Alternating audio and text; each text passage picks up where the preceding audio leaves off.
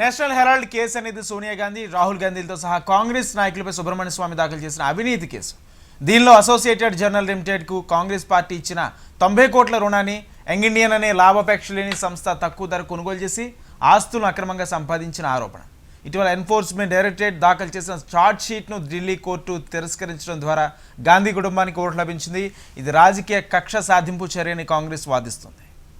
2012లో సుబ్రహ్మణ్య స్వామి ఫిర్యాదు చేశారు. Congress party AJL National Herald ప్రచురణకర్తకు ఇచ్చిన 90 కోట్ల రుణాన్ని 50 లక్షలకు యంగ్ ఇండియన్ కొనుగోలు చేసి దాన్ని వాటాగా మార్చిందని ఆయన ఆరోపించారు. అయితే ఇది ఏజీఎల్ ఆస్తులను మోసపూరితంగా స్వాధీనం చేసుకోవడమేనే దీని విలువ వేల కోట్లు ఉంటుందనే ఆరోపణ వచ్చి అయితే ఎన్ఫోర్స్మెంట్ డైరెక్టరేట్ ఈ కేసులో దర్యాప్తు చేసి ఛార్జ్షీట్ దాఖలు చేసింది. కానీ ఢిల్లీ కోర్టు దాన్ని పరిగణలోకి తీసుకోలేదు.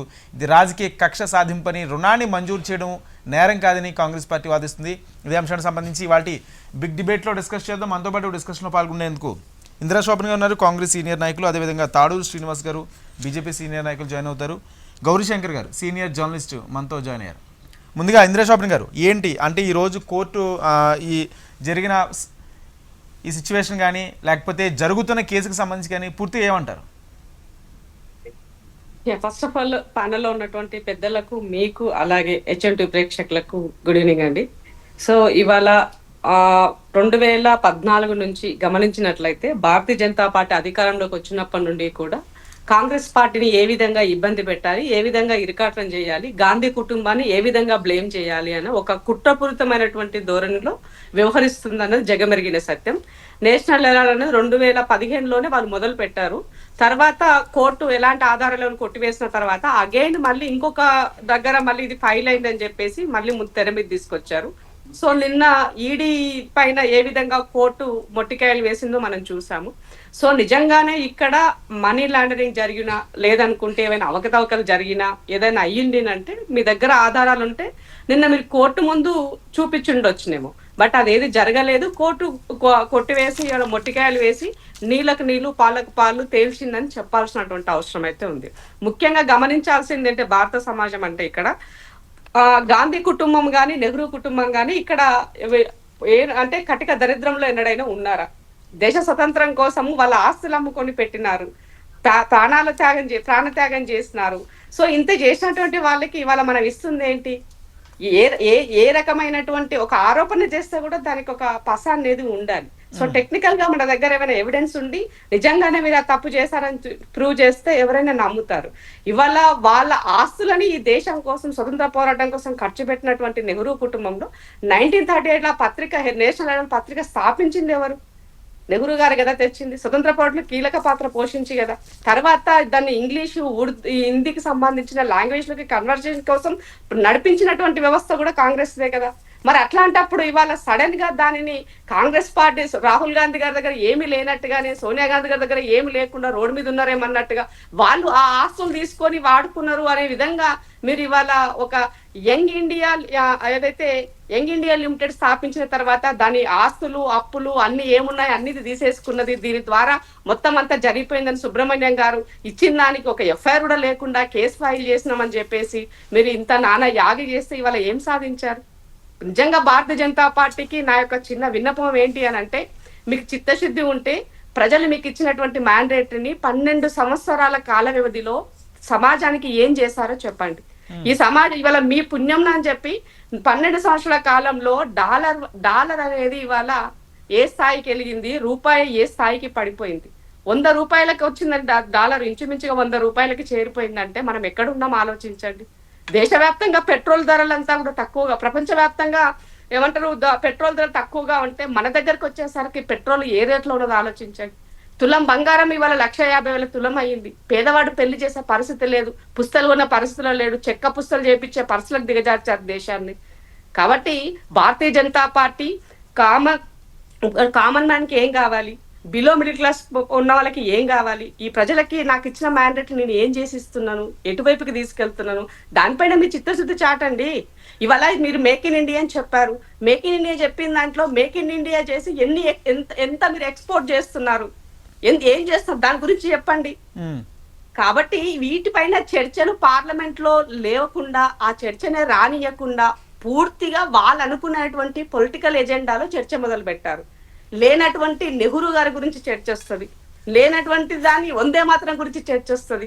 వందే మాత్రము స్వతంత్ర పోరాటంలో ఎంత దానికి ఉన్నటువంటి ప్రాధాన్యత ఏంటి, దానివల్ల ఈ సమాజం ఎంత ఏకతాటిపైకి వచ్చింది, దానికి ఇవ్వాల్సినటువంటి ఖ్యాతి గురించి మాట్లాడాల్సింది పోయి దానికి సంబంధం లేకుండానే, అది ఎలాంటిది ఏమి లేకుండానే దాన్ని చర్చలోకి తీసుకొచ్చి నెహ్రూని బద్నాం చేసే పని మీరు చేస్తున్నారు. అసలు మీరు స్వతంత్ర పోరాటంలో మీ పాత్ర ఏంటి చెప్పండి, ఎక్కడున్నారు మీరు? మీరు చేసినటువంటిది ఏంటి? జెండాని ఎగరవేసినటువంటి, వందే మాత్రం అని జెండా ఎగరవేసిన వాళ్ళ మీద 4 పైన కదా మీరు కేసులు పెట్టింది. అది ఇంకా ఎఫ్ఐఆర్ ఫైల్ రీసెంట్ గా మన పార్లమెంట్ లో కూడా చూసాం. కాబట్టి మీరు వాస్తవంలో బతకడానికి అలవాటు పడండి. వాస్తవాలను వదిలేసి నేల విడిచి సాము చేసినట్టుగా ప్రజలకి సంబంధం లేని అంశాలను ఈ సమాజానికి పైన రుద్ది మీరు దీనిలోనే పబ్బం గడుపుకోవాలంటే చాలా దుర్మార్గమైనటువంటి చర్య. ఇవాళ మన్రేగా చూడండి, మన్రేగా మహాత్మా గాంధీ పేరు. మహాత్మా గాంధీ ఎవరండి? జాతిపిత. వాళ్ళు చేసిన పోరాటాలకు వాళ్ళ స్కీముల పైన వాళ్ళ పేరు పెడితే అసలు గాంధీ అనే పేరు ఎందుకు వచ్చిందని అక్కడ గ్రామ స్వరాజ్యము ఉండాలని కోరింది గాంధీ. ఆ దిశగా ఈ దేశానికి పట్టుకొమ్మలు గ్రామాలని చెప్పింది గాంధీ. అట్లాంటి గ్రామీణ ఉపాధి కోసం ఇచ్చే స్కీమ్ ఆయన పేరు పెడితే ఆ పేరు తీసేసి రామ్జీ అనే పేరు తీసుకొచ్చి, రాముడు అంటే మీరు రాముడు వ్యతిరేకిస్తురా, రాముడు ఉన్నాడు కాబట్టి రాద్ధాంతం చేస్తుండ్రా. ఏంటండి రాజకీయాలు ఎక్కడ పోతున్నాయి? ప్రజలకు ఏమి ఇస్తున్నామో ఆలోచించండి. ప్రజలకి ట్యాక్స్ల పేరున ఎంత వాళ్ళని ఆగం పట్టిస్తున్నారు. సంపాదించిన రూపాయి వాడు తినే పరిస్థితి లేదు. ట్యాక్స్ల వైపుకే ఈ దేశం నడుస్తుంది. ఒక మాటలో చెప్పాలంటే ట్యాక్స్ల పేరు మీదనే దేశం నడుస్తుంది. అది గుర్తుపెట్టుకోండి. ఇవాళ భారతీయ జనతా పార్టీ వచ్చిన తర్వాత పూర్తిగా నీరు గార్చారు.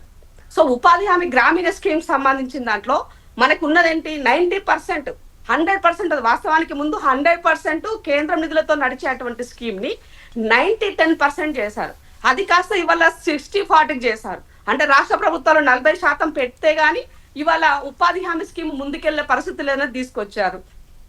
అంటే మీరు పూర్తిగా గ్రామాలలో ఉన్నటువంటి ఉపాధి పొందేటువంటి స్కీమ్ ని నీరుగారుస్తూ, దీనికి నిధులు అరకొరగా ఇస్తూ, పని దినాలను తగ్గిస్తూ మీరు చేసినటువంటి వాటికి ఇవాళ పూర్తిగా పేరు కూడా తీసి ఒక చట్టం చేస్తే చట్టంకి విలువ లేదండి సొసైటీలో.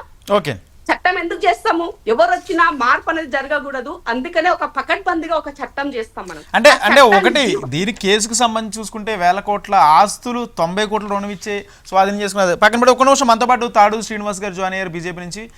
శ్రీనివాస్ గారు చెప్తున్నానంటే మేడం 1 మినిట్ శ్రీనివాస్ గారి వెర్షన్ కూడా ఒకసారి విన్న తర్వాత చెప్తున్నానండి.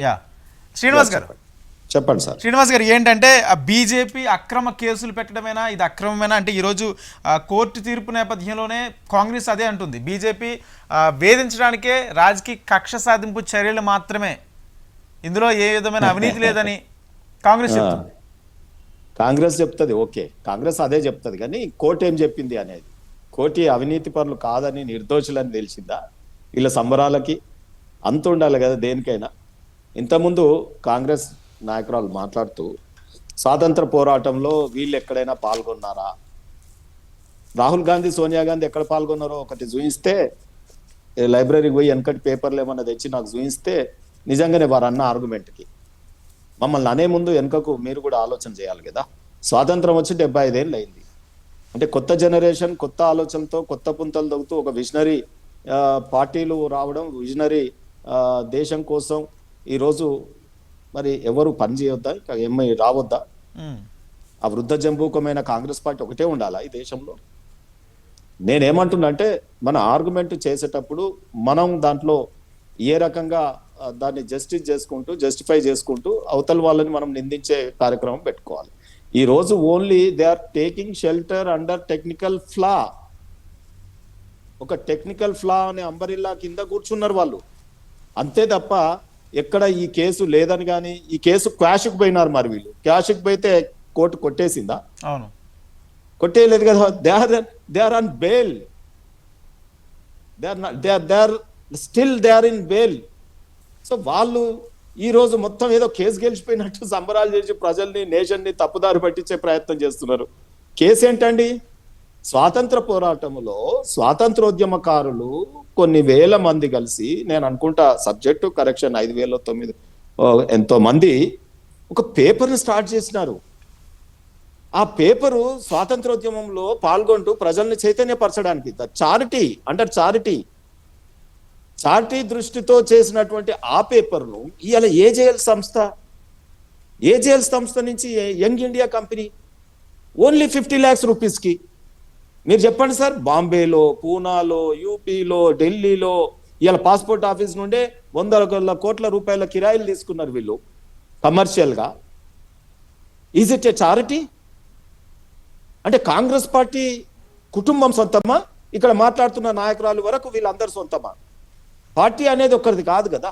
అందులో స్వాతంత్ర పోరాటంలో పాల్గొన్న పార్టీ, స్వాతంత్రోద్యమకారుల పార్టీ, స్వాతంత్రోద్యమకారుల పత్రిక, ఇవన్నీ గాంధీ కుటుంబం అని నేను ఎట్లా అనాలి? మహాత్మా గాంధీ కుటుంబం కాదు కదా. ఇవాళ సోనియా గాంధీ, రాహుల్ గాంధీ, ఇందిరాగాంధీ, నెహ్రూ గాంధీ, వీరి ముత్తాతల నుంచి నేటి వరకు, ఈ మన్మడి వరకు ఈ దేశం వాళ్ళది ఏదన్నా రియల్ ఎస్టేట్ కంపెనీయా? వాళ్ళ ప్రాపర్టీయా ఈ దేశం? ఏం ఎస్టాబ్లిష్ చేయదలుచుకున్నారు ఈ దేశంలో, దేశం ప్రజలకి?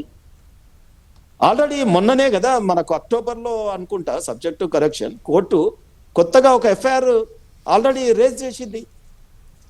ఈడీ ఇచ్చినటువంటి ఎవిడెన్సెస్ మీద ఆల్రెడీ ఎఫ్ఐఆర్ పెండింగ్ ఉంది. ఇంకోటి ఆల్రెడీ దాంట్లో కేసు మళ్ళీ కేఈడీ ఇన్వెస్టిగేషన్ ముందుకు పోవచ్చు అని కోర్టు చెప్పింది.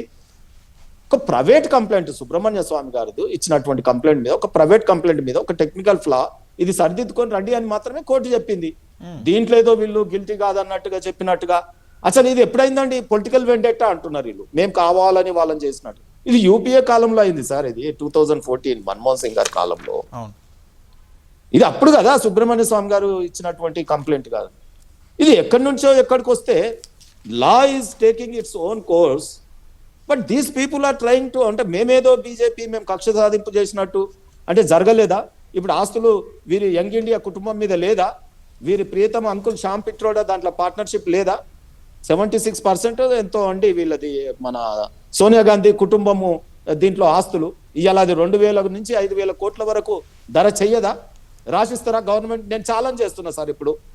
ఇప్పుడు మాట్లాడుతున్నటువంటి కాంగ్రెస్ వక్తతో నేను ఒక ఛాలెంజ్ చేస్తా ఉన్నాను. Whether if it is a charity, Congress party కోసం ప్రాణత్యాగాలు చేసినటువంటి కార్యకర్తలకి ఈ 2000 రూపాయల విలువైనటువంటి ఆస్తుల్ని వారి పేరు మీదకి మలుస్తారా? ప్రజలకు ఇస్తారా? లేకపోతే ప్రజాధనానికి ఇస్తారా? లేకపోతే ఆ బిల్డింగ్లు మనకు చారిటీ కింద ప్రభుత్వం ఆఫీసులకే మనిస్తారా? ఎడ్యుకేషన్కో, వైద్యశాలకో? Let them come with a clean hands. దేశం కోసం ఏమాత్రం చేయరా? స్వాతంత్రం పోరాటం, గాంధీ పేరు. నేను ఏమంటున్నాంటే ఎక్కడ కూడా మీరు చూడండి, నెహ్రూ గారి పేరు వస్తుంది, గాంధీ గారి పేరు ట్యాగ్ లైన్ పెట్టుకుంటారు తోక పేర్లు వెనుక, ఇందిరాగాంధీ, సోనియా గాంధీ, మళ్ళీ ఆ తర్వాత ఇటలీకి వెళ్ళి వచ్చిన సోనియా గాంధీ పేరు కంటిన్యూ అవుతుంది. కానీ ఫిరోజ్ ఖాన్ ఎక్కడ కాదండి. ఆయన మర్చిపోయారు. అసలు ఆయన ఫోటోలన్నా ఇళ్లలో పెట్టుకుంటారో లేదో తెలియదు. మనం అందరం కూడా పితృవారసత్వంలో. గౌరీశంకర్ గారు సార్, ఓవరాల్గా జరిగిన కేసుకు సంబంధించి కానీ, లేకపోతే ఇప్పుడు అంటే కోర్టు ఛార్జ్ షీట్ని తిరస్కరించడం, ఓవరాల్గా మీ అనాలిసిస్ ఏం చెప్తారు? లేదు, ఇప్పుడు స్పెషల్ కోర్ట్ చెప్పింది ఏంటి అంటే, they should have been an FIR ఉండేది. ఇది ప్రైవేట్ కంప్లైంట్ మీద నేను ఇది ప్రొసీడింగ్స్ నేను తీసుకోలేను, we cannot continue the case based on a private complaint, he should come with FIR అని ఒక డైరెక్షన్ ఇచ్చింది వాళ్ళు. ఎఫ్ఐఆర్ లేదని did not accept it court. I cannot proceed with the legal issues అట్లా. కాబట్టి it's a very old case and actual 2013 లో అయింది. సుబ్రహ్మణ్య స్వామి గారు 2013 లో అయింది అది. అండ్ దగ్గర 2000 కోట్ల ప్రాపర్టీస్ ఇవన్నీ. అండ్ కాన్స్పిరసీగా then you have taken over the properties అని అలిగేషన్. కాబట్టి ఇప్పుడు కోర్టులో ఏమన్నా వాళ్ళు సుబ్రహ్మణ్య స్వామి ఇచ్చినాక ఎకనామిక్ వీళ్ళు కేసు తీసేసుకున్నారు, ఎకనామిక్ ఆఫెన్సెస్ వాళ్ళందరూ. కానీ కోర్టు అనేది ఏంటంటే he should have a basic FIR చేసుకుని రావాలి ఉండేది. ఎఫ్ఐఆర్ చేస్తే he should have without FIR we cannot proceed with this case అని వాళ్ళు అంటున్నారు. I think they will again modify చేసి మళ్ళీ ఇస్తుండొచ్చు. I think they pursue it. Definitely government will pursue it. They will not leave at this stage now. ఇంద్రశాపన్ గారు, ఇప్పుడు అంటే ఇక్కడ క్లియర్గా ఇక్కడ ఒక విషయం, కాంగ్రెస్ పార్టీ సంబరాలు చేసుకోవడానికి ఇక్కడ క్లియర్గా కేసునేమి కొట్టివేయలేదు. జస్ట్ ఏదైతే ఛార్జ్ షీట్లో ఉన్న టెక్నికల్ గ్లిచెస్ని మళ్ళీ కరెక్ట్ చేయమని వెనక్కి పంపించిన నేపథ్యంలోనే సార్ కేసు కూడా అడ్జర్న్ అయిందండి, కొట్టేయలేదు. ఉమ్. ఇప్పుడు మీరు ఒకటి వినాలి, అంటే నిజంగానే they decide ఇప్పుడు నిజంగానే they- కేసులో పస ఉంటే దానికి ఫస్ట్ ఏం చేస్తాం, ఎవరమైనా మామూలు వ్యక్తి కూడా వెళ్ళి తన దగ్గర ఏదైనా పలానా వాడు కొట్టాడో ఏదో జరిగిందంటే మన పోలీస్ స్టేషన్కి వెళ్ళంగానే ఏం చేస్తారు, ఫస్ట్ దాన్ని తీసుకున్న తర్వాత పూర్వపరాలు ఏమున్నాయో అబ్జర్వ్ చేసిన తర్వాత ఎఫ్ఐఆర్ ఫైల్ చేసిన తర్వాత కేసు అనేది ప్రొసీడ్ అవుతుంది. మరి ఇక్కడ ఎఫ్ఐఆర్ లేకుండా ఈడీ ఇన్వాల్వ్మెంట్ అన్నది, ఈడీ దగ్గర ఉన్నటువంటి ఆధారాలు ఏంటి అంటే, ఈడీ అనేది బీజేపీ జేబు సంస్థగా పనిచేస్తుంది కాబట్టి మేము పురమాయిస్తున్నాం, మీరు ఒల్లి చేయండి అని చెప్తే చేస్తున్నారని అడుగుతున్నాను నేను. అమిత్ షా గారు చెప్పగానే వచ్చి ఈడీ వచ్చి వాలిందని అడుగుతున్నాను నేను. ఒక వ్యవస్థ పనిచేయాల్సిన తీరుగా పనిచేయలేదని కదా ఇప్పుడు చెప్పింది కోర్టు. కాబట్టి ఈడీ నీకెందుకు అంత అత్యుత్సాహము? ఈ దేశంలో వాషింగ్ పౌడర్ నిర్మా జరగనీకే, బీజేపీలో చేరనీకే ఎంతమందిని ఎవరెవరిని ఎక్కడ కలిసి ఎవరెవరు ఏ కేసులు మీరు నిర్ధారణ చేశారు ఇప్పటి వరకు అని అడిగినారు. నేను ఒక స్ట్రైట్ క్వశ్చన్ అడుగుతున్నాను. కాంగ్రెస్ పార్టీ పైన 2014 కన్నా ముందు, వాళ్ళ అధికారం రాకముందు మొత్తం కాంగ్రెస్ పార్టీని స్కామ్ అని చెప్పేసి ఒకటే ఉచ్చారణతోన భారతీయ జనతా పార్టీ అధికారంలోకి వచ్చింది. మీరు వచ్చినాక కాంగ్రెస్ పార్టీ చేసిన దాంట్లో ఎన్ని కేసెస్ ని మీరు నిర్ధారించి ఎంతమందిని దోషులుగా తేల్చి ఎంతమందికి మీరు శిక్ష వేశారు? అదొక్కటి చెప్పండి. అది ఏది జరగల. రెండో విషయం, ఇంకో చిన్న ఎగ్జాంపుల్ మీకు చెప్తాను. ఇక్కడ నేషనల్ హెరాల్డ్ స్వతంత్ర పోరాటంలో తన పాత్ర తను పోషించింది, దాన్ని నెహ్రూ గారు స్థాపించినారన్నది వాస్తవము. 2008లో ఆ పత్రిక దివాలా తీసి మూతవేయబడ్డది కూడా వాస్తవము. సో తదనంతరము ఏమంటారు, యంగ్ ఇండియా లిమిటెడ్ కి సంబంధించినది తన యొక్క వ్యవహారాన్ని కొనసాగిస్తూ వచ్చింది అన్నది వాస్తవము. అయితే ఒక ఎగ్జాంపుల్ మీకు ఇక్కడ ఇస్తా. తెలంగాణ రాష్ట్రంలో తెలంగాణ ఉద్యమంలో కీలక పాత్ర పోషించిందని కేసీఆర్ గారు ఏం చేస్తున్నారు, టీ న్యూస్ ని తెచ్చినారు, నమస్తే తెలంగాణ చేస్తున్నారు. ఇవాళ ఏం చేస్తున్నారు, వాళ్ళ ఇంటి కోసము, వాళ్ళ ఇంటి పర్టికులర్ గా వాళ్ళ కోసమే పని చేసుకుంటున్నారు ఇవాళ వాళ్ళు. మరి కాంగ్రెస్ పార్టీ అట్లా ఏమైనా చేసిందా? వాళ్ళ ఇంటి వ్యవహారం కోసం ఏమైనా ఉపయోగించిందా అని అడుగుతున్నాను మిమ్మల్ని. Simple answer. నేను పెద్దగా లాజిక్ అంటారు మన అర్థం కాని భాషలో చెప్పట్లేదు, అర్థమయ్యే తెలంగాణ భాషలో తెలంగాణలో జరిగిన అంశాన్ని మేము ముందు పెడుతున్నాను నేను. సో ఇప్పుడు ఇక్కడ ఏం జరిగింది మీరు గమనించండి. పోనీ ఆ రకంగా కాంగ్రెస్ పార్టీని వ్యవహరించిందని అడుగుతున్నా. రెండో విషయం, రాజశేఖర రెడ్డి గారు ఉన్నప్పుడు సాక్షి అనే పేపరు పత్రిక 2 చేస్తున్నారు. ఇవాళ మరి అది కాంగ్రెస్ పార్టీ ఆ రోజు రాజశేఖర రెడ్డి గారిని చూసి వచ్చినటువంటి నిధులతోనే వచ్చినటువంటి దాన్ని ఇవాళ ఎవరి దారదత్తంగా నడుస్తుంది? అది ఎవరి పత్రిక, ఎవరి పబ్లికేషన్స్ గా పనిచేస్తుంది? అది ఆలోచించండి. ఇక్కడ కాంగ్రెస్ పార్టీ తన స్వార్థం కోసం ఉపయోగించుకొని పని చేసుకొని తీసుకుందని అడుగుతున్నాను. కాబట్టి ఒక స్వతంత్ర పోరాటంలో వాళ్ళు చేసిన త్యాగాలకు మీరు విలువ ఇవ్వరు, ఎప్పటికీ ఇవ్వరు. ఎందుకనంటే భారతీయ జనతా పార్టీలో ఉన్నటువంటి వీర సావర్కర్ లాంటి వాళ్ళు ఏం చేస్తున్నారో అందరికీ తెలుసు. అది వదిలేసి దాని గురించి మాట్లాడకుండా ఇవాళ చరిత్ర లేనటువంటి వాళ్ళు చరిత్రలో హిస్టరీలో వాళ్ళకి ఒక పేజీ ఉంది కాబట్టి ఆ పేజీ చింపేస్తే చరిత్ర లేనివాడు కూడా చరిత్ర ఉన్నవాటిలో ఒకే రకంగా అయిపోతారు అన్నటువంటి ఒక దౌర్భాగ్యమైనటువంటి పరిస్థితిలో కొట్టుమిట్టాడుతుంది బీజేపీ అని చెప్పాల్సిన అవసరం అయితే ఏర్పడింది. అన్న చెప్తున్నారు 75 సంవత్సరాలకు స్వతంత్రం వచ్చి మరి అప్పుడు పోరాటంలో సోనియా గాంధీ, రాహుల్ గాంధీ ఉన్నారా అంటే, సోనియా గాంధీ గారు అప్పటికి ఇంకా రాలే ఈ దేశానికి కోడలుగా ఆమె. రాహుల్ గాంధీ గారు ఇంకా అప్పటికి పుట్టలేదు. పుట్టింటే ఆయన కూడా స్వతంత్ర పోరాటం లేదు. కానీ వాళ్ళ కుటుంబకులు ఉన్నారు, వాళ్ళ పూర్వీకులు ఉన్నారు, వాళ్ళ త్యాగాలు ఉన్నాయి, అవి కనబడుతున్నాయి ఇక్కడ మనకి. మీరు మాకు బిరుదులు ఇవ్వకండి, మమ్మల్ని మెచ్చుకోకండి, అట్లీస్ట్ చేసిన త్యాగాల కన్నా గౌరవం ఏంటని అడుగుతున్నాం. ఇవాళ తెలంగాణ స్వతంత్ర పోరాటంలో ప్రాణాలు అర్పించిన 1200 మంది గురించి మనం ఎందుకు మాట్లాడుతున్నాం? ఇవాళ అమరులను గుర్తించమని ఎందుకు అడుగుతున్నాం మనం? ఇవాళ వాళ్ళకి పింఛన్ ఇవ్వండి, ఇల్లు ఇవ్వండి ఎందుకు అడుగుతున్నాం మనము? వాళ్ళ త్యాగాలని మనం స్మరించుకుంటున్నాం కదా. మరి స్వతంత్ర పోరాటంలో పనిచేసిన స్మరించుకోవాలి కదా. కాంగ్రెస్ పార్టీ ఇప్పటికీ కూడా స్వతంత్ర ఉద్యమంలో పనిచేసినటువంటి వాళ్ళని ఇప్పటికీ కూడా వాళ్ళకి గౌరవిస్తుంది.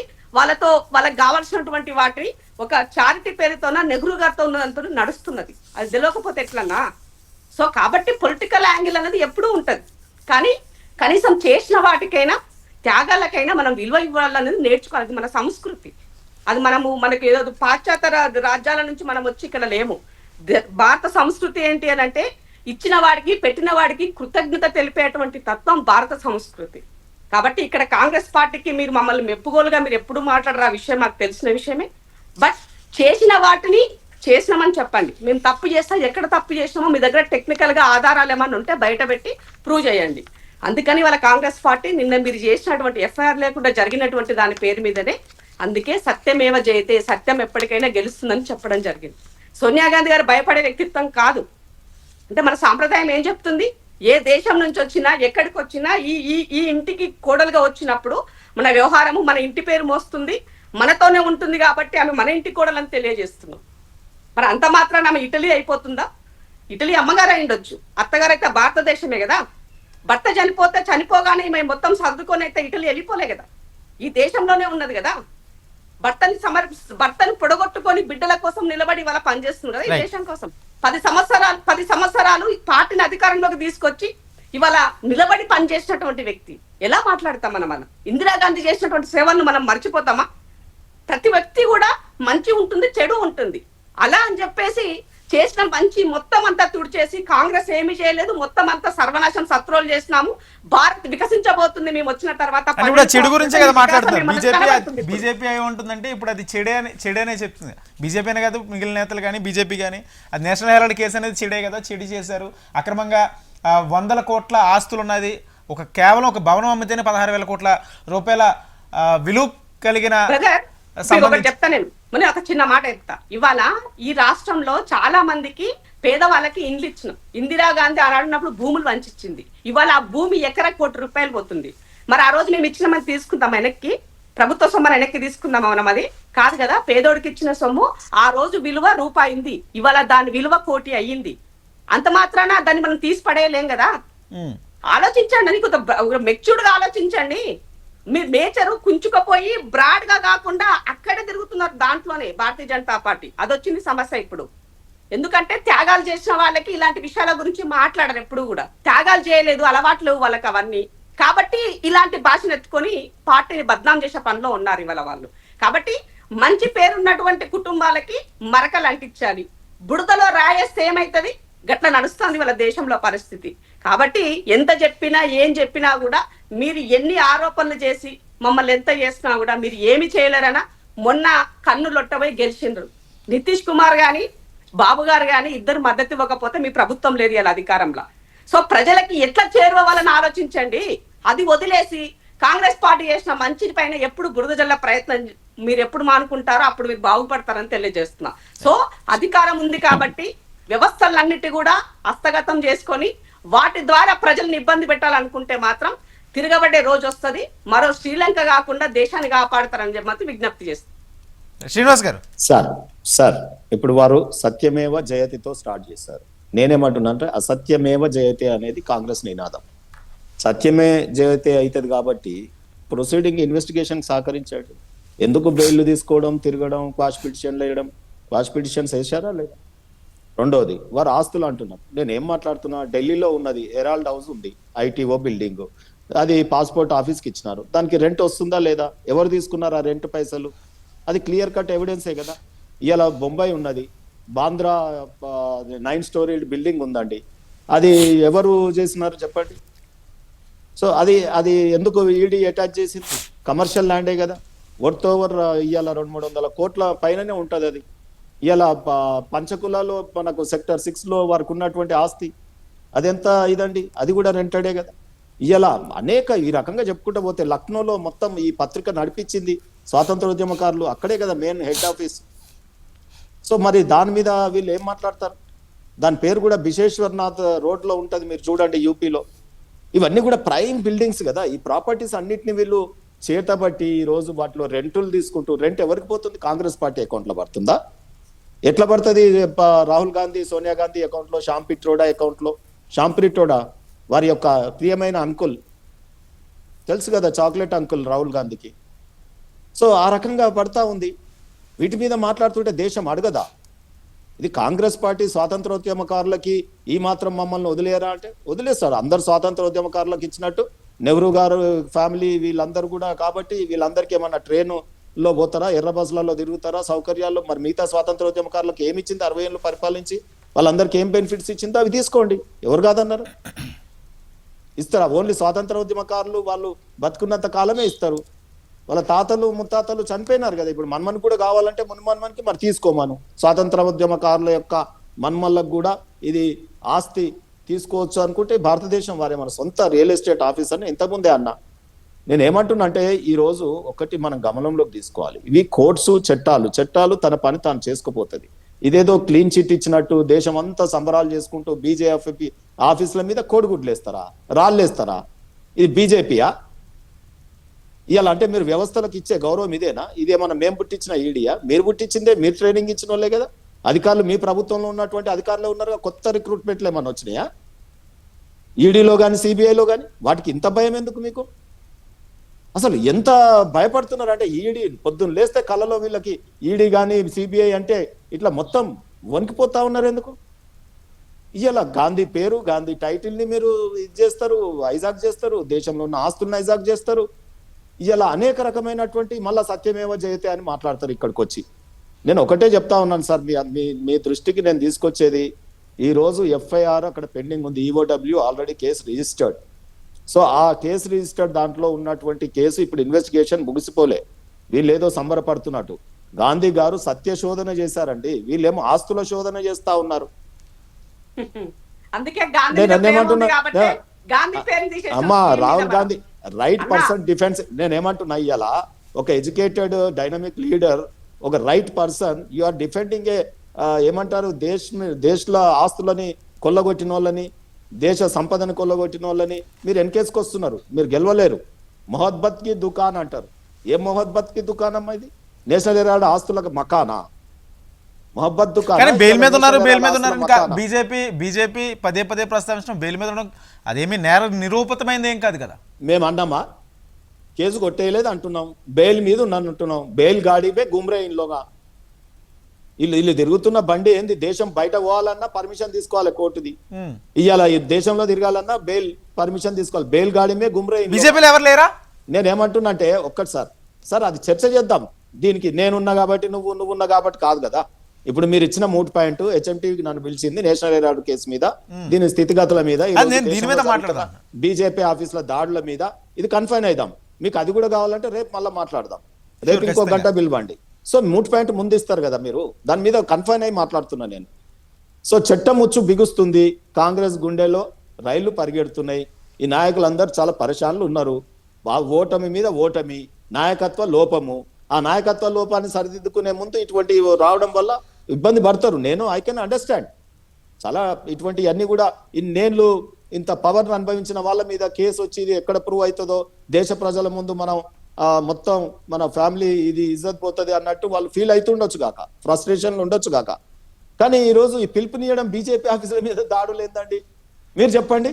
ఒకవేళ కేసు నిజమే, ఆ రకంగా టెక్నికల్ ఫ్లా మీద వాయిదా వేసింది, మీరు సరిదిద్దుకొని రండి అని చెప్పింది కోర్టు ఈ రోజు. సరే, అది దీని మీద బీజేపీ ఆఫీసుల మీద దాడులు చేయాలనా? అంటే రేపు మీరు ప్రభుత్వాలలో ఉన్న దగ్గర ఏసీబీ కేసులో ఏవో అయితే కేసు ఇదైతే రేపు దాడులు చేయాలనా మీ మీద? చెప్పండి, ఇది సంస్కృత? నేనేమంటున్నా అంటే ఈ రోజు దేశంలోని అది నేషనల్ హెరాల్డ్ అనేది ఉండేనా లేదా? అది మిథ్యనా? ఉన్నప్పుడు ఏజేఎల్ ఎట్లా తీసుకుంది? ఆ తర్వాత వేరే షెల్ కంపెనీ నుండి వీళ్ళకి ఎట్లా డబ్బులు వచ్చినాయి? కాంగ్రెస్ అప్లపాలైపోయింది, లేకపోతే ఆ సంస్థ అప్లపాలైపోయింది. అది తీర్చడానికి వీళ్ళు 50 లక్షలు కడితే సరిపోతుందా సార్? 50 లక్షల రూపాయలు ఇస్తే సొంతము వీళ్ళ పేర్ల మీదకి 76% అనుకుంటా సోనియా గాంధీ, రాహుల్ గాంధీ డైరెక్ట్ నేమ్స్. మిగతాది ఎవరండి? మిగతాది కూడా బినామీలు, వీళ్ళ బినామీలే. షాంపిట్రోడా ఇంకెవరో ఉన్నట్టుంది దాంట్లో. సో నేనేమంటున్నా అంటే ఇక్కడ చేసిందంతా చేసి ఈరోజు చేతులు కాల్చుకొని ఇవాళ కార్యకర్తలందరినీ ఊర్ల మీద మా పార్టీ ఆఫీసుల మీద తిరగబడ్డందుకు మనం మాట్లాడాల్సి వస్తుంది. ఇప్పటికైనా చెప్తా ఉన్నాను, కాంగ్రెస్ పార్టీ కాలము చెల్లిన రూపాయి, బంగారు నాణం అయి ఉండొచ్చండి, రాజుల కాలంది కాపర్ రాగి నాణాలు అయి ఉండొచ్చండి. ఇది మ్యూజియంలో పెట్టడానికి పనికొచ్చే పార్టీ. నేనేమంటున్నా అంటే ఈ రోజు కాంగ్రెస్ పార్టీ మ్యూజియంలో పెట్టాల్సిన పరిస్థితి వచ్చింది. ఎక్కడున్నా సార్, కన్యాకుమారి నుంచి కాశ్మీర్ దాకా లెక్క పెడితే ఇలా వీళ్ళు దాన్ని పట్టుకొని ఇక ఉరుకులాడుతా అంటే తెలంగాణలో ఏదో ఆ కేసీఆర్ గారి మీద ఉన్న కోపంతోని ఇక్కడ గవర్నమెంట్ వచ్చింది తప్ప వీళ్ళని ఇష్టపడి గెలిపించిన పార్టీయా ఇక్కడ? సో నేనేమంటున్నా అంటే ఇక్కడ దేశంలో వారి నాయకత్వమే ఈ రకంగా ఉంటే ఇంకా కింది శ్రేణులు వేరే రకంగా ఉంటారా? అదే కంటిన్యూ అవుతుంది. కాబట్టి ఇండియన్ నేషనల్ కాంగ్రెస్ ఇది ఇండియన్ బెయిల్ కాంగ్రెస్. ఇది రాజుల కాలం నాటి బంగారు నాణం కావచ్చు కాక అవి ఇప్పుడు చెల్లదు. ఈ నేటి ప్రజాస్వామ్యంలో ఇంత విజనరీ ఇండియాలో ఇవాళ మోడీ గారు, ఇవాళ మీరు విమర్శిస్తున్నారు అమిత్ షా గారు, వీరి ద్వయం ఇవాళ జియో పాలిటిక్స్ లో ప్రపంచంలోనే ఒక విశ్వ గురువుగా ఎదుగుతున్నటువంటి దేశం, విశ్వ గురువుగా మన ప్రధానమంత్రి గారు ఎదిగిన దేశం. మీరు కేసుల గురించి మాకు అంటగట్టొద్దు. మీరు పోయి ఈడీ ఆఫీస్ ముందు ధర్నా చేసుకుంటారా, చెయ్యొచ్చా? కోర్టులలో కొట్లాడుతూనే ఉన్నారు. కోర్టుల తీర్పులు ఇస్తే ఎక్కడైనా పార్టీ ఆఫీసుల మీద దాడులు చేస్తారా అండి? It is very shame. Right. Gauri Shankar గారు, సార్ ఇక్కడ యంగ్ ఇండియా అనేది ఒక నాన్ ప్రాఫిట్ సంస్థ కాబట్టి అది ఒకవేళ మోసం కాదు అనేది కొంత వాదన. అది ఒకవేళ నాన్ ప్రాఫిట్లో ఇటువంటి సిచ్యువేషన్స్ ఉన్నప్పుడు దాన్ని ఎలా పరిగణించాలి? ఇప్పుడు బేసికలీ ఏంటంటే ఇప్పుడు నేషనల్ హెరాల్డ్ స్టార్ట్ చేసినప్పుడు మనకు 1937లో నేషనల్ హెరాల్డ్ ఉంది, వాళ్ళకు కామీ ఆవాజ్ అని ఉర్దూ పేపర్ ఒకటి ఉంది, నవజీవన్ అని హిందీ పేపర్ ఉంది, 3 ఉన్నాయి. వాళ్ళ ప్రాపర్టీ దే హావ్ స్టార్టెడ్. ఇప్పుడు చాలా political parties have started news papers మన దగ్గర టిఆర్ఎస్ కూడా స్టార్ట్ చేసింది, సిపిఐ వాళ్ళది ప్రజాశక్తి ఉంది, విశాల్ ఆంధ్ర పేపర్స్, చాలా మంది పొలిటికల్ పార్టీస్ చేశారు. ఇప్పుడు కాంగ్రెస్ పార్టీస్ ఏంటంటే అలిగేషన్ ఏంటంటే వీళ్ళది ఇప్పుడు సెంట్రల్ గవర్నమెంట్ అలెజ్ ఏంటంటే ఇప్పుడు ఈ ప్రాపర్టీస్ కి వీళ్ళు 9 కోట్ల రూపాయలు లోన్ ఏదో ఇచ్చారు. ఆ ప్రాపర్టీస్ ఏదైతే వీళ్ళు స్టార్ట్ చేశారు కదా, వీళ్ళు ఏదైతే అసోసియేట్ గ్రూప్ ఏజేఎల్ సంస్థ నుంచి ప్రాపర్టీస్ దగ్గర 2,000 కోట్ల ప్రాపర్టీస్ ఉన్నాయి. వీళ్ళు రాహుల్ గాంధీ పేరు మీద, మన ఏఐసిసి లీడర్స్ ఇంకా వేరే వేరే వారి పేర్ల మీద, సోనియా గాంధీ పేరు మీద మార్చుకున్నారని ఒక అలిగేషన్ ఇది. దిస్ అలిగేషన్ యాక్చువల్లీ ఏంటంటే కంప్లైంట్ ఫైల్డ్ బై మన సుబ్రహ్మణ్య స్వామి గారు ఫైల్ చేశారు complaint. It's private complaint. Court ఏమన్నారంటే because based on private cannot we cannot continue with the judicial proceedings, FIR ఉండాలి అని స్పెషల్ కోర్ట్ చెప్పింది. I think they will modify and they will go back.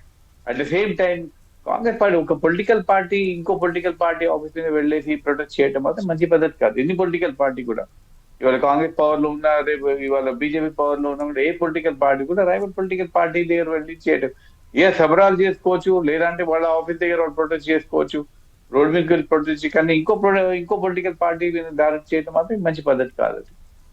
And let the case be clear కదా. ఇంకా చాలా ఉంది ఈ case.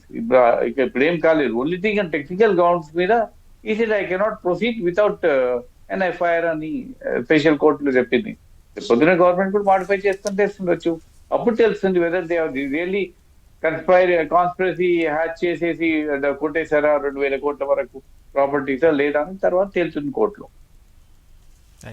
ఇంద్రజాబన్ గారు, ఇక్కడ ఏజేఎల్ నష్టాల్లో ఉంది కాబట్టి ఆస్తుల విలువ అనేది ప్రశ్న లేదనేది ఒక పాయింట్ అయితే మీది. రెండో పాయింట్ ఏంటంటే కంపెనీ నష్టాల్లో ఉన్నంత మాత్రాన ఆస్తుల విలువ తగ్గిపోద్దా? రెండోది, కంపెనీ ఒకవేళ నష్టాల్లో ఉండి లాభాలు రాకపోతే ఆస్తులు ప్రైమ్ ఎస్టేట్స్ ఉన్నాయి. మీరు ఇందాక ఒక పాయింట్ చెప్పారు, ఒక ఎగ్జాంపుల్ చెప్పారు, కానీ ఆ రోజే కంపెనీ నష్టాలకి ఉన్న ప్రైమ్ ఎస్టేట్కి చాలా డిఫరెన్స్ ఉంది. సార్ నేను చెప్పాను కదా, రెంటల్ ప్రొసీడింగ్స్ కూడా ఆల్రెడీ సీజ్ అయినాయి. ఈఓడబ్ల్యూ అనేది economical offence wing police station కి వీళ్ళు సబ్మిట్ చేసినారు ఈడీ ఈ మనీ లాండరింగ్ లో. సో అవన్నీ కూడా డబ్బులు మొత్తం వీళ్ళ పేర్ల అకౌంట్లలోకి ట్రాన్స్ఫర్ అయినాయి. కాబట్టి ఈ కేసు చాలా పగడ్బందీగా ఎఫ్ఐఆర్ ఉంది. ఎఫ్ఐఆర్ కోసం వీళ్ళు అడిగితే కూడా this stage we will not provide అన్నట్టు కోర్టు ఏమో చెప్పినట్టు, కోర్టు నుండి అడిగినట్టుగా తెలిసింది. So these are all the letter. ఇప్పుడు ఫస్ట్ ప్రైమరీ ప్రశ్న టెక్నికల్ గా అది లేదు అని చెప్తున్నారు. ఏంటి? ఎఫ్ఐఆర్ లేదు అని చెప్తున్నారు. సో ఎఫ్ఐఆర్ లేదు కాబట్టి దాన్ని నెక్స్ట్ మళ్ళీ ప్రొవైడ్ చేస్తారు, చూపిస్తారు, ఈ కేసు కంటిన్యూ అవుతుంది అని చెప్తున్నారు. సో నేనేమంటున్నానంటే అసలు కేసు బేసే ఎఫ్ఐఆర్ కదా. అసలు దానికి అది ఎఫ్ఐఆర్ ఉంటేనే అది ప్రొసీజర్ కంటిన్యూ క్రిమినల్ అయినా ఈడీకి సంబంధించిన మనీ లాండరింగ్ అయినా కూడా నీకు ఒక ప్రైమ్ ఆఫ్ ఎవిడెన్స్ ఎక్కడో నీకు కనిపించాలి కదా. ఆ కేసులో ఏదో మూలం ఉండాలి కదా. ఆ మూలమే లేకుండా మీరు ఎక్కడి నుంచి దాన్ని క్రియేట్ చేశారని అడుగుతున్నాం. అందుకనే బీజేపీ పెద్దలు ఏది చెప్తే ఆ వ్యవస్థలు అవి పనిచేస్తున్నాయి కాబట్టి ఈ దేశంలో రాజ్యాంగ వ్యవస్థల పట్ల వాటి విలువ మెల్లమెల్లగా సన్నగిలుగుతుందని బాధపడుతున్నాం మేము. అది తెలియజేస్తున్నాం మీకు. ఇప్పుడు జైలుకి వెళ్ళినటువంటి అమిత్ షా గారు తెలియదా? అమిత్ షా గారు ఎన్ని రోజులు జైల్లో ఉన్నారు, తర్వాత ఆయన ఏమైనారు, ఏం జరిగింది ఆ కేసు తెలియదా? భారతీయ జనతా పార్టీలో పేర్లు లెక్క పెడితే అందరు జైలు నుంచి వచ్చిన వాళ్ళే మాక్సిమం మెంబర్స్, అత్యధికంగా నేర చరిత్ర కలిగినటువంటి వాళ్ళు భారతీయ జనతా పార్టీలో ఉన్నారని ఈ మధ్య కాలంలోనే ఒక సర్వే రిపోర్ట్ కూడా వచ్చింది. నేను దాని గురించి చెప్పాల్సిన అవసరం లేదు. సో అత్యధికంగా సంపాదించాలి, అత్యధికంగా కబ్జాలు పెట్టాలి. ఇవాళ మేడం, నేను అడిగిన పాయింట్ No, no, మీరు వినాలా? ఇప్పుడు ఒక నిమిషం, ఎందుకంటే ఒక నిమిషం. అంటే నేను అధికారంలో ఉన్నటువంటి వాళ్ళు ఏం చేసినా కూడా నడిచిపోతది, ఏం కనిపించదు అని వాళ్ళు అనుకుంటే భ్రమ అంటున్నా. ఏదో ఒక రోజు అవన్నీ కూడా ఏమంటారు తేట తెల్లం అవుతాయి, అన్ని బయటకు వస్తాయి. కాబట్టి ఓకే, మనం ఏం అది ఓకే, పునరావృతం I agree. అవసరం లేదు. But మనం Politically డివేట్ మేము అవుతాం. నేను ఎదగకుండా, రాజకీయ కోణంలో మేము ఎదగకుండా మాకున్న మంచి పేరు చెడగొట్టాలన్న ఉద్దేశంతో పదే పదే ఇలాంటివి ఆరోపణలు మీరు చేస్తున్నారు. నిజంగా మీ దగ్గర ఆధారం ఉంటే బయట పెట్టండి, ఏ శిక్షకైనా మేము సిద్ధమని రాహుల్ గాంధీ గారు చెప్పారు, సోనియా గాంధీ గారు చెప్పారు. కాబట్టి కేసులకు భయపడేది లేదు, తాటాకు చప్పట్లకు అంతకన్నా భయపడేది లేదని తెలియజేస్తున్నారు. కాబట్టి మీ ఏమంటారు డరో మతాన్ని ఎందుకు చెప్తున్నారు రాహుల్ గాంధీ ప్రతిసారి ఎందుకు చెప్తున్నారు ఈ వర్డ్? నేను నా బ్లడ్ ఏంటి, నేను ఎక్కడి నుంచి వచ్చినా? సో స్వతంత్ర పోరాటంలోనే ప్రాణాలు తెగించి పోరాటం చేసిన కుటుంబం నుంచి వచ్చినాను, నేను వీటికి భయపడతానని చెప్పినారు. ఇంతకన్నా ఏం కావాలా?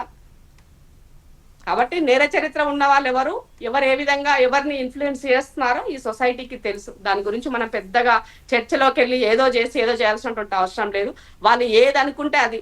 బీజేపీ వాళ్ళు రాత్రికి రాత్రి వాళ్ళ పక్క రాష్ట్రంలో మహారాష్ట్రలో ఒకరి పైన కేసు వేశారు. ఏమైంది వాళ్ళ పైన? మనీ లాండరింగ్ చేశారు. ఏమైంది? అలా పాటలు జరిగిన పునీతులైనారు. ఈ పక్క రాష్ట్రంలో ఏమంటారు తెలంగాణ మన ఆంధ్రప్రదేశ్ లో ఉన్నటువంటి 3 మనుషులు ఏమైంది? రాజ్యసభ సభ్యులుగా ఉన్నటువంటి రాత్రికి రాత్రి పాటలు జరగానే అయిపోయింది. కాబట్టి వాటి గురించి ఎవరు వినడానికి కూడా సిద్ధపడతలేరు. వీళ్ళు చెప్పే ఆరోపణలు చేసే వాటిని వినడానికి కూడా ఎవరు సిద్ధపడతలేరు. మేమేమంటున్నామంటే మీ చిత్తశుద్ధిని పూర్తిగా మీ సమయాన్ని ప్రజాక్షేమం కోసం పెట్టండి. ఈ దేశం ఎట్లా ముందుకెళ్లాలో ఆలోచించండి. ఈ ఆర్థిక వ్యవస్థ ఎలా బలోపేతం చేయాలో ఆలోచించండి. ప్రజల పైన పన్నుల భారం ఎట్లా తగ్గించాలో ఆలోచించండి. కాంగ్రెస్ పార్టీ పైన ఎట్లా కేసులు పెట్టాలా, వీళ్ళని ఎట్లా జైల్లో ఉంచాలా, వీళ్ళ తీయాలా అనుకుంటే అది మీ విజ్ఞతకే వదిలేస్తున్నాం. క్లియర్ గా నేను ఒకటి అడిగా, దానికి సంబంధించి కంపెనీకి సంబంధించి నష్టాల్లో ఉన్నప్పుడు దాని ఆస్తుల విలువ, ఇందాక మీరు ఒక ఎగ్జాంపుల్ చెప్పారు, ఒక స్థలం ప్రభుత్వం ఇచ్చినప్పుడు దాని విలువ ఈ రోజు కోట్లలో ఉంది. ఆ రోజు కంపెనీ నష్టాలు ఉండడానికి, కంపెనీ నష్టాల్లో ఉన్న అమౌంట్కి ఏదైతే ఆస్తుల విలువకు సంబంధించి అది చాలా ఎక్కువ ఉన్నది వాదన, దాన్ని మీరేమైనా ప్రూవ్ చేయగలరా? ఇప్పుడు నేను ఏమంటే ఒకటే ప్రైమరీ ప్రశ్న ఏంటి అని అంటే, ఆ పత్రిక స్థాపించింది ఎవరు? నెహ్రూ గారు ఎవరు? ఇందిరాగాంధీ తండ్రి. పత్రిక స్థాపించింది నెహ్రూ గారే, కానీ పత్రికకు సంబంధించి దేశవ్యాప్తంగా వేల కోట్ల విలువైన భూములు కానీ లేకపోతే దేశవ్యాప్తంగా కార్యాలయాలకు సంబంధించిన భవనాలు కానీ ప్రభుత్వం సమకూర్చలేదా? నెహ్రూ ఒక్కరే కాదు కదా సార్, అందరు కాంట్రిబ్యూషన్. అనా లేదు, దాన్ని పెట్టింది స్థాపించింది ఆయన. దాని తర్వాత అందరు సపోర్ట్ చేస్తూ వచ్చారు. ఎందుకంటే తెలంగాణ పోరాటంలో మనం ఒకటి పెట్టినప్పుడు ఏదైతే తెలంగాణ రావాలనుకుని అందరం కేసీఆర్ సపోర్ట్ చేసినాం. ఏకమేకే కేసీఆర్ కూర్చున్నాక ఏం చేసినాం, ఏం చేయలేం, మూసుకొని కూర్చున్నాం అందరము. కానీ వాళ్ళు అట్లా చేయలే. వాళ్ళు పట్టినటువంటి దానిని నష్టంలో ఉన్నప్పుడు దానికి సంబంధించినటువంటి దాన్ని ఎవరైనా డొనేట్ చేసి ఇచ్చి, ఎవరైనా ప్రాపర్టీస్ నిజంగా నేషనల్ హెరాల్డ్కి చేసి ఉంటే, ఒకవేళ వాటిని కాంగ్రెస్ పార్టీ ఉపయోగించుకుంటే, లేదా వ్యక్తిగతంగా రాహుల్ గాంధీ గారు ఉపయోగించుకుంటే మీరు అన్నట్టుగా అది చట్టపరంగా పొరపాటు అవుతుంది. కానీ అట్లా కాదు కదా. వాళ్ళ తాత పెట్టిన పత్రికకు వీళ్ళందరూ ఎవరండి మాట్లాడడానికి? నేను అది అడుగుతున్నా మిమ్మల్ని. దాని కదా నా ఇంటి కష్టం గురించి, నా సొమ్మును, నా ఆస్తిని దానిపైన పెట్టిన, నా సమయాన్ని పెట్టిన, నా ప్రెస్టేజ్ని పెట్టిన, అన్ని పెట్టి నేను పని చేస్తే నా దానికి మీరందరూ ఎవరు మాట్లాడడానికి నేను అడుగుతున్నా. పచ్చిగా అడగాలంటే ఇదే అడగాలి ఇప్పుడు బీజేపీ వాళ్ళని. కాబట్టి అది కాదు. సో వాళ్ళు పెట్టినటువంటి వాళ్ళకి అది నష్టంలో ఉన్నప్పుడు అది నడిపించడం కోసము కావాల్సినటువంటి సామాగ్రి అంతా కూడా ఇచ్చింది నెహ్రూ కుటుంబం. సో ఇవాళ రాహుల్ గాంధీ గారు అది నష్టంలో ఉన్నప్పుడు దానిని మూసివేశారు 2008లో. మూసిన తర్వాత దాన్ని ఏమైంది, యంగ్ ఇండియా లిమిటెడ్ కి సంబంధించిన దాన్ని కొనసాగిస్తూ వచ్చినారు. మరి అట్లాంటప్పుడు అది కాకుండా ఎట్లా అవుతుంది అడుగుతున్నా. ఇది కూడా యంగ్ ఇండియా లిమిటెడ్ అనేది కూడా నాన్ ప్రాఫిటబుల్ ఆర్గనైజేషన్. ఈ దేశంలో ఎన్ని ఎన్జిఓ సంస్థలు నడుస్తాలో, ఎంతమందికి ఎన్ని విరాళాలు పోతాలో కదా. అంటే మీకు చూసే కోణాన్ని బట్టి ఉంటది. సుబ్రహ్మణ్యం గారు ఆ సందర్భంలో కాంగ్రెస్ పార్టీ నుంచి బీజేపీకి వెళ్ళాలనుకున్నారు కాబట్టి ఆయన కేసు వేశారు. అదో ప్రైవేట్ కేసు కింద వేశారు కాబట్టి ఇదంతా మూలికి తన చుట్టూ తిరిగి నడుస్తున్నటువంటి అంశం. కాబట్టి ఇక్కడ చాలా క్లారిటీగా మేము ఉన్నాం. మేడం, ఇందాక ఒక విషయం అడిగా, ఎవరిని మన గౌరీశంకర్ గారు ఒక విషయం అడిగా. నాన్ ప్రాఫిట్ అయినా సరే, నాన్ ప్రాఫిట్ అని మీరు చెప్తున్నారు, నాన్ ప్రాఫిట్ అయినా సరే ఆస్తుల నియంత్రణ ఉంటుందా ఉండదా? మిస్యూజ్ ఆఫ్ ప్రాపర్టీస్ అండ్ ఇప్పుడు misuse of funds, misuse of properties అంటే డెఫినెట్లీ కేర్ అవుతుంది కదా. ఇప్పుడు పొలిటికల్ పార్టీ వీళ్ళంతా లీడర్ ఇండివిజువల్ గా వాళ్ళు సొసైటీగా ఫామ్ చేసుకొని పేపర్ స్టార్ట్ చేశాక ఇండివిజువల్ ప్లేయర్ డబ్బులు పోతున్నాయి అని ఒక allegation. Allegation has been proved in the court now. Court రేపొద్దున్నాయి మనీ గీట అంతా వీళ్ళు ఏఐసిసి లీడర్ల దగ్గరికి వీళ్ళకు సోనియా గాంధీ గారి దగ్గర కానీ వేరే రాహుల్ గాంధీ దగ్గర వెళ్తుంది అని కదా అలిగేషన్ మెయిన్.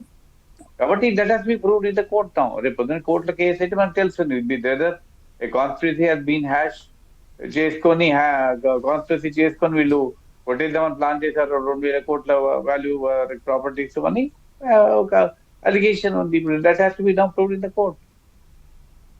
ఓకే. ఇప్పుడు ఏఐసిసి ఏమంటుంది, మేము 90 కోట్లు లోన్ ఇచ్చాము, 90 లక్షలు. 90 కోట్లు అనుకుంటామా, 90 కోట్లు అండి. 90 కోట్లు అనుకుంటా, ఓకే 90 కోట్లది 90 కోట్లనే అన్నారు. కాబట్టి this is all party organisation newspapers. ఇప్పుడు చాలా పొలిటికల్ పార్టీస్ కూడా ఆర్గనైజ్ వాళ్ళు న్యూస్ పేపర్ స్టార్ట్ చేశారు.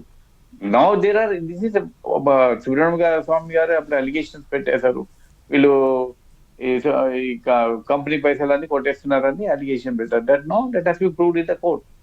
ఇప్పుడు ఇవాళ టెక్నికల్ గ్రౌండ్స్ మీద తను I cannot pursue the case without an FIR అని స్పెషల్ జడ్జ్ చెప్పాడు, విశాల్ గోని. కాబట్టి మళ్ళీ I think government will file, నేను ఉట్టి ఎన్ఫోర్స్మెంట్ డైరెక్ట్ కంప్లైంట్ మీద నేను ఎట్లా తీసుకుంటానని చెప్పాడు అతను. కాబట్టి I think they will rectify, మళ్ళీ కోర్టుకి అప్పీల్ చేసుకోవచ్చు వాళ్ళు. శ్రీనివాస్ గారు. సార్ ఏం చెప్తాం సార్, ఇప్పుడు వాళ్ళు కాంగ్రెస్ పార్టీ మా సొంత ఆస్తి మా నెహ్రూ గారిది పెట్టింది, నా ఆస్తి నా మన్మన్కి దక్కొద్దా అని వారు మాట్లాడుతున్నప్పుడు, ఇప్పుడు మెకాలే లాంటి మైండ్ సెటప్ ఉన్నప్పుడు ఆ కాంగ్రెస్ పార్టీ సైన్యానికి మనం ఏం చేస్తాం కార్యకర్తలకి?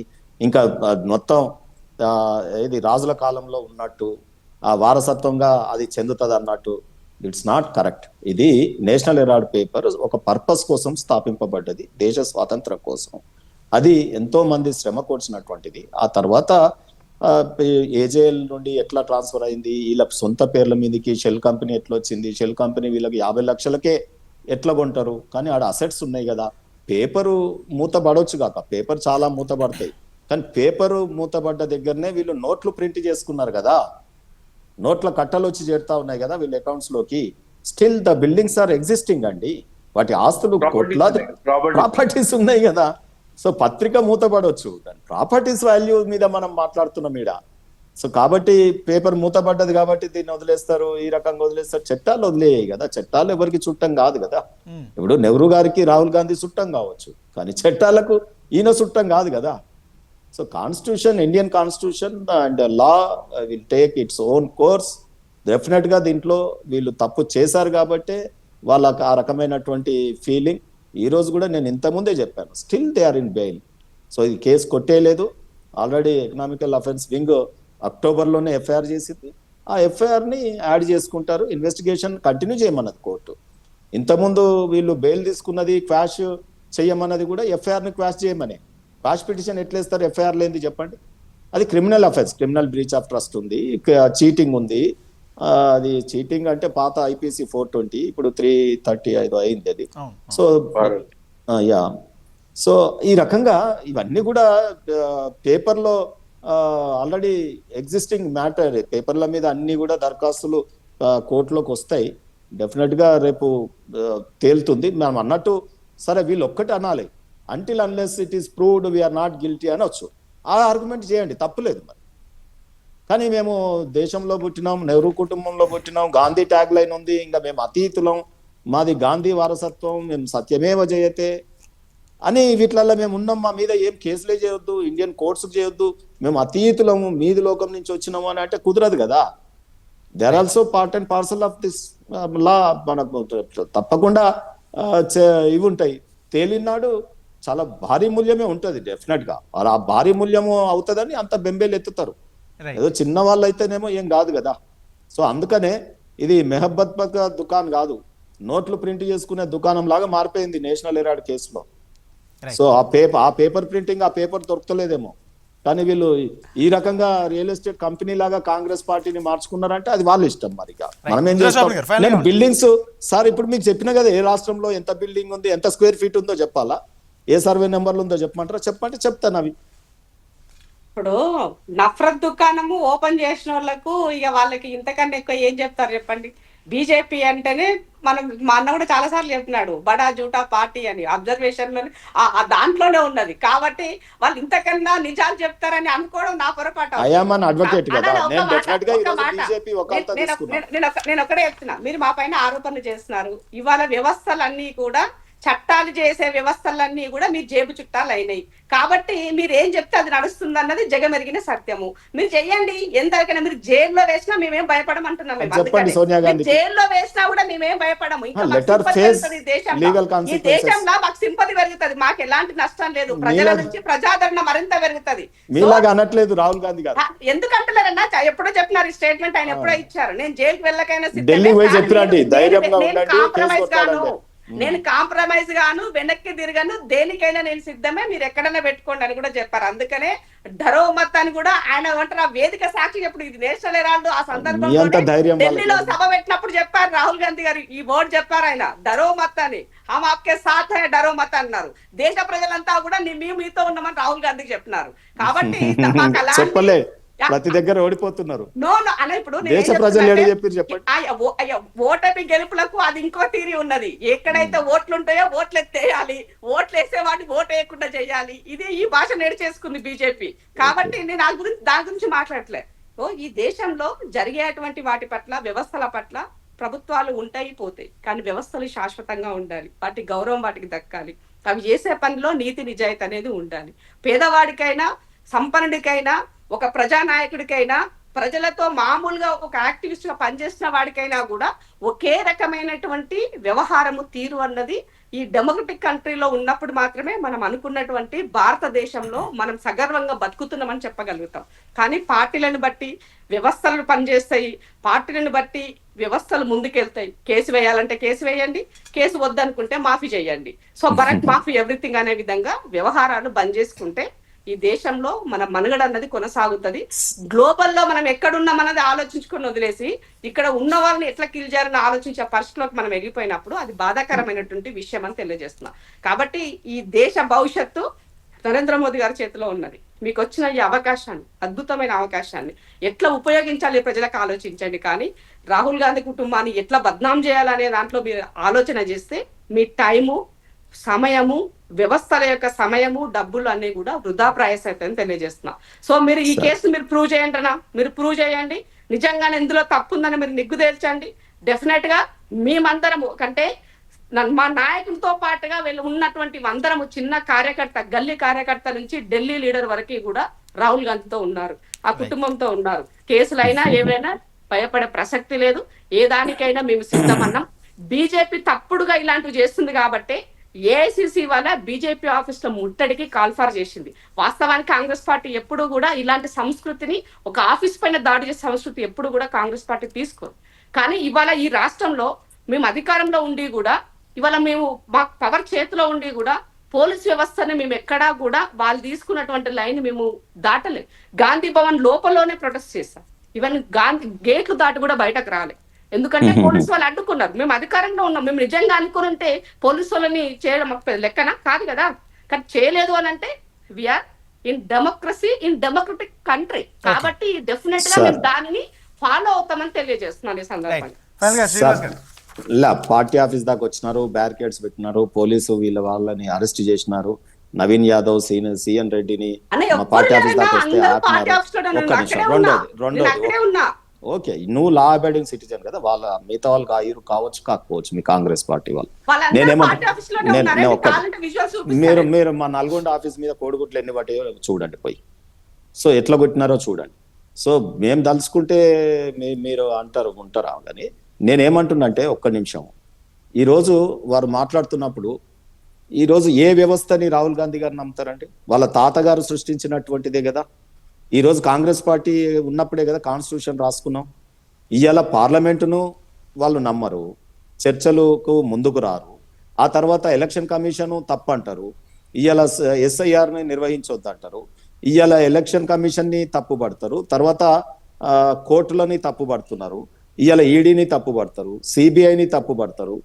అసలు ఏ వ్యవస్థని వీళ్ళు నమ్ముతారో చెప్పండి. మా కనీసం మీరు కాంగ్రెస్ పార్టీ మేనిఫెస్టోనో, కాంగ్రెస్ పార్టీ మాన్యువల్నో నమ్ముతారా? కనీసం దాన్ని కూడా నమ్మరా? నేను ఏమంటున్నంటే ఓడిపోతే వీళ్ళు ఏం చేస్తున్నారంటే వీరి నాయకత్వం యొక్క లోపం, రాహుల్ గాంధీ నాయకత్వ పటిమని లోపం వల్ల నేను కాదు, నాదేం తప్పు లేదు, నేను కరెక్ట్ గా నాయకత్వం వహిస్తున్నా, కానీ ఈవీఎం మిషన్లు నన్ను ఓడించినాయి. మరి నిన్న బ్యాలెట్ ఓటింగ్ అయింది. ఇలా ప్రతిపక్షాలు అన్ని టోటల్ చేయండి, మీ అన్ని టోటల్ చేయండి. మీరు ప్రభుత్వంలో ఉండి ఏ రకంగా ఉంది మీ పేలవమైన పర్ఫార్మెన్స్ సర్పంచ్లలో? మరి ఇవి బ్యాలెట్లే కదా, ఇవి నిజం కాదా? Election commission okay. నేను ఏమంటున్నా అంటే ఒక్క నిమిషం నేను ఏమంటున్నా అంటే ఒక్క నిమిషం లెట్ మీ కమ్ ఒక్క నిమిషం ఇవాళ 1000 మంది సర్పంచులు బీజేపీ, ఇవాళ 4,000 మంది కాదు ఇండిపెండెంట్. మీరు పార్టీ మేము ఓన్ చేసుకోకపోవచ్చు, పార్టీ సింబల్ మీద లేదు కాబట్టి, కాన్స్టిట్యూషనల్ గా జరుగుతుంది కాబట్టి మేము ఇన్వాల్వ్ కాలే. రేపు చూపిస్తాం కదా, రేపు రండి, ఎంపీటీసీలు పార్టీ గుర్తు మీద అయితే, రేపు జిల్లా జడ్పీటీసీలు అయితే మీరు చూడండి. ఇవాళ ఒక్కడే చెప్తున్నా ఇది ఏం వాట, ఇది మీ మద్యం వాట. ఒక్క నిమిషం ఇది మద్యం వాట. దీంట్లో మీ మద్యం వాట ఎంత? ఒక్క నిమిషం, దీంట్లో మీ మద్యం వాట ఎంత? మీ డబ్బుల పంపిణీ ఎంత? మీ అధికార మదంతో నిర్వహించిన ఎన్నికలు, మీ చేతిలో ఉన్న అధికారులు, దీంట్లోనే మేము 1000 మంది గెలిచినామంటే మీరు ఎక్కడ ఉన్న మా ఉప సర్పంచులు, మా వార్డు మెంబర్స్, ఒక్క నిమిషం అరే మేము మా గ్రాఫ్ చూడు, మీరు చూస్తుంటారు కదా, ఒక్కొక్క మెట్టు ఎక్కుతాం కదా. రెండోది నేను ఇప్పుడు ఏం చెప్తా ఉన్నా అంటే, కాంగ్రెస్ పార్టీ కరప్షన్ కి చిరునామా. ఈ దేశంలో అవినీతి విత్తనాలను వెదజల్లింది కాంగ్రెస్ పార్టీ. ఈ దేశానికి ఇటువంటి వైరస్లన్నీ కూడా ఆ కాంగ్రెస్ పార్టీ వాళ్ళని దాపురించినాయి. వాటికి అడిగేసుకోవడానికే ఈ 70 ఏళ్ల పాపాన్ని, మాకు 10 ఏళ్లలో అనేక విషయాలని, ఇవాళ అనేక రకమైనటువంటి ఒక్క నిమిషం